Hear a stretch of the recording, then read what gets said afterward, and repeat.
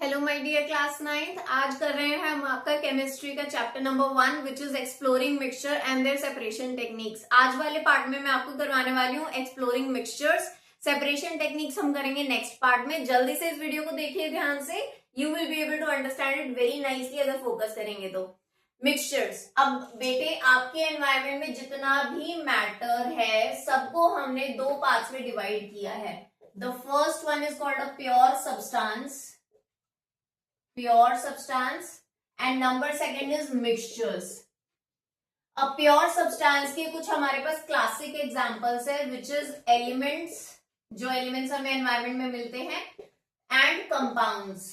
Compounds क्या होते हैं? Compounds is nothing but when two elements are combined together in such a way कि दो ए और बी मिल के सी बना रहा है, और वो सी क्या है? प्योर है। क्यों? क्योंकि उसे हमने एक ऐसे केमिकल प्रोसेस से बनाया है कि now that C has equal composition throughout, so that is why we consider them in the form of pure substances. Mixture में आ जाइए। मिक्सचर दो तरीके के हैं हमारे पास, homogeneous mixtures and heterogeneous mixtures.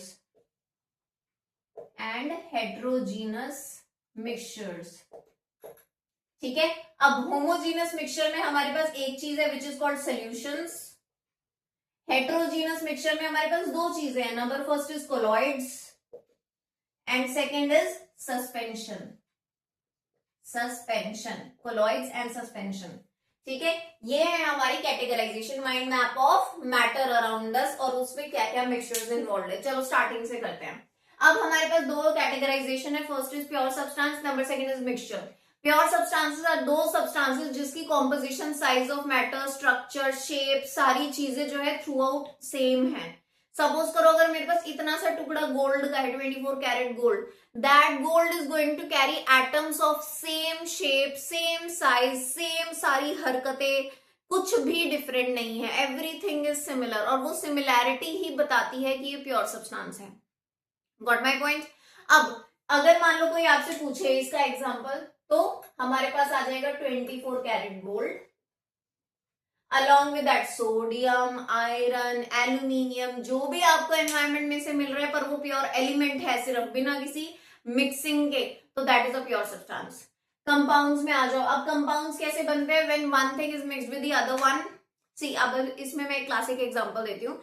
You should be knowing कि गोल्ड की जो ज्वेलरी बनती है ना, वो 24 कैरेट की नहीं बनती है। क्यों? क्योंकि 24 carat gold is very easily cut with the help of any machinery, या फिर कोई भी छोटा सा वो प्लास वगैरह यूज करके आप उसे कट कर सकते हो।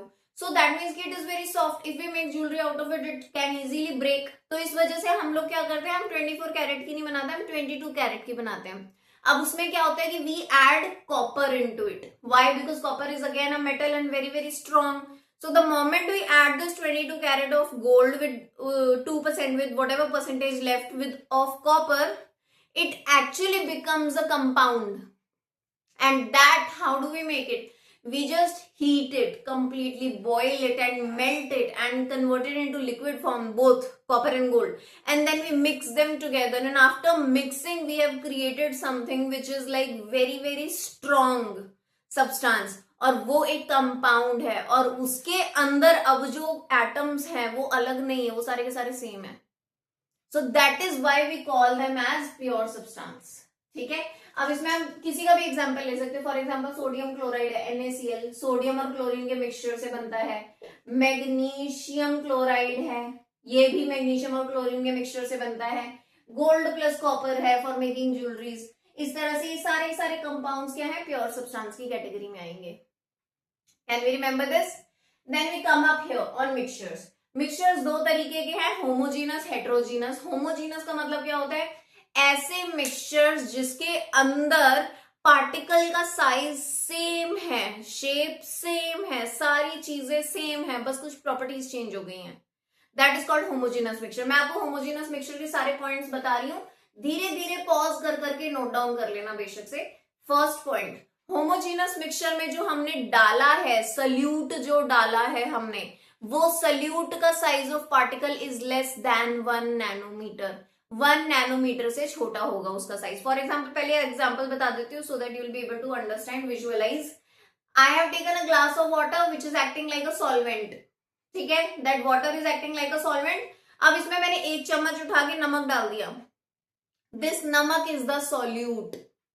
हमेशा याद रखना, जिस चीज की क्वांटिटी छोटी होगी वो सोल्यूट कहलाएगा, जिस चीज की क्वांटिटी ज्यादा होगी वो सॉल्वेंट कहलाएगा।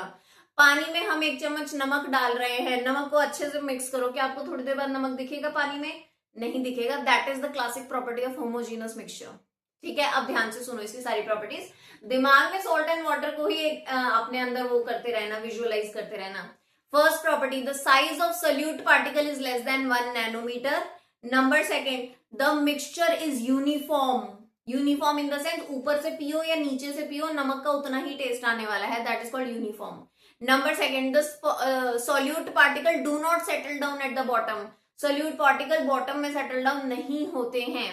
Number third, the solute particle can not be seen by naked eyes, क्योंकि अगर एक बार नमक को पानी में मिला दो, you can not see the namak in the water, that is when we say that we can not see the solute particle with naked eyes. Next क्या है, we can not filter with physical filtration. Physical filtration से हम filter नहीं कर सकते नमक को उसमें से, ठीक है, क्योंकि फिजिकल फिल्टरेशन नहीं यूज होता, हम सिर्फ इवेपोरेट करके ही नमक को निकाल सकते हैं उसमें से।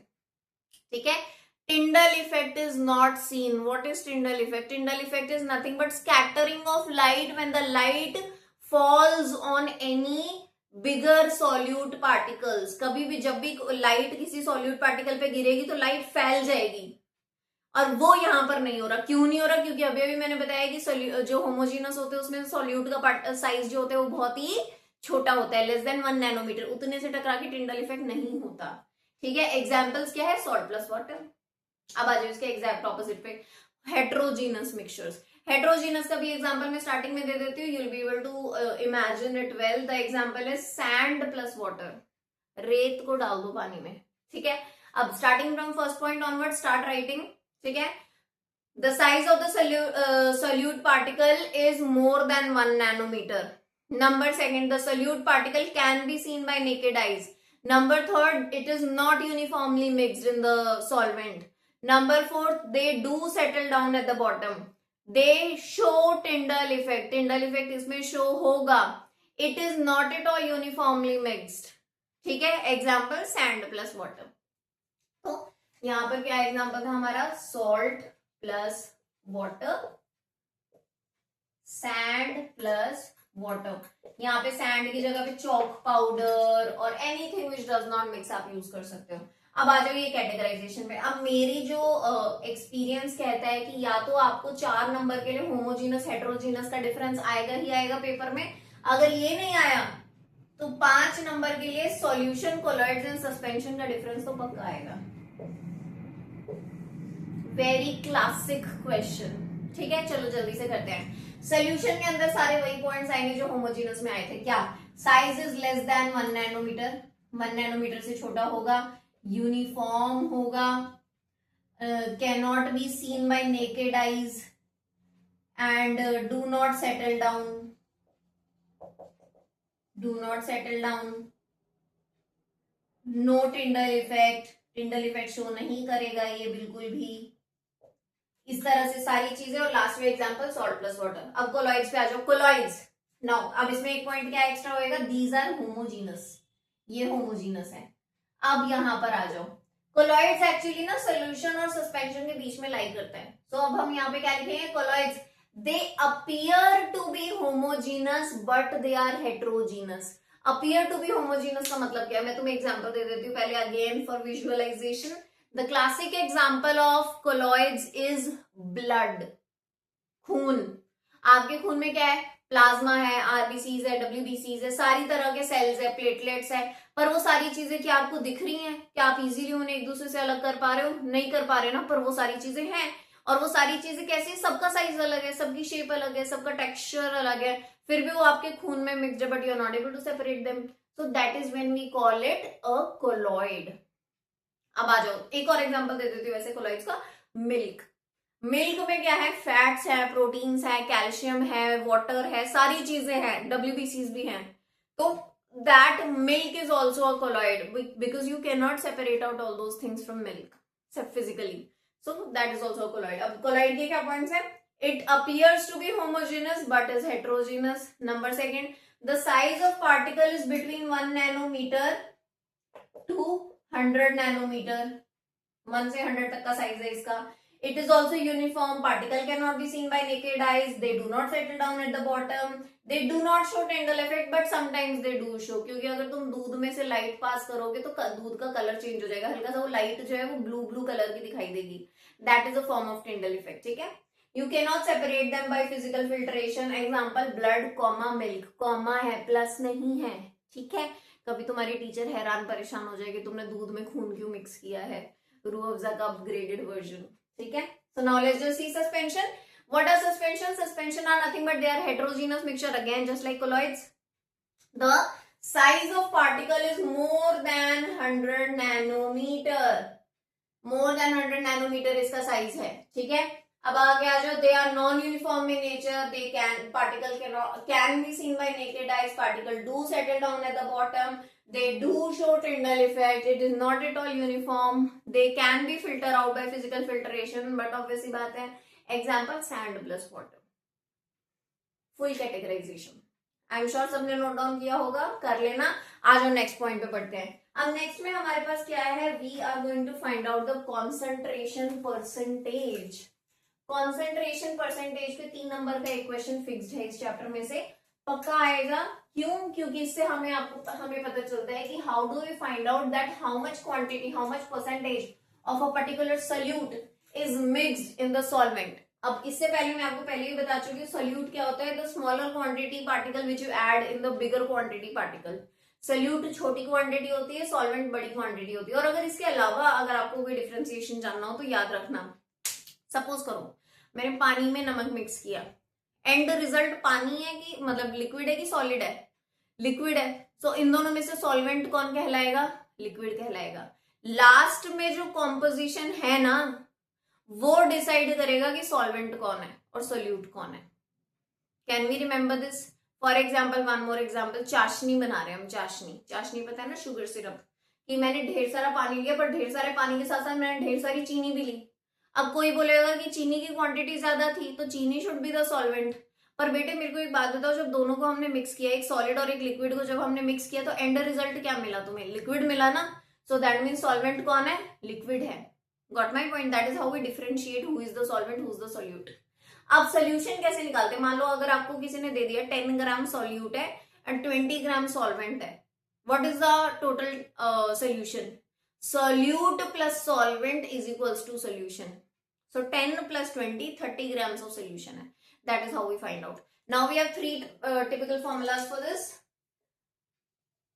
Mass by mass percentage. Mass of solute upon mass of solution into 100. अब mass by volume percentage, so mass of solute upon volume of solution into 100। ये कब होगा? जब दोनों मास केजीज में दिए हैं। ये कब होगा? जब 1 केजी में और 1 ml में, लीटर में दिया है। अब हमारा आ जाता है volume by volume percentage, so volume of solute upon volume of solution into 100, जब दोनों चीजें लिक्विड फॉर्म में है, ठीक है।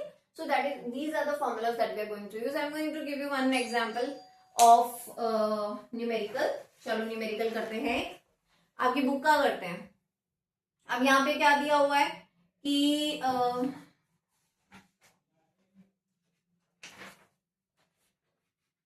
5 gram of glucose is dissolved in water to make 100 ml of solution. 5 gram of glucose. तो दैट मीन्स कि solute क्या है, हमेशा याद रखना, गिवन हमेशा लिखना।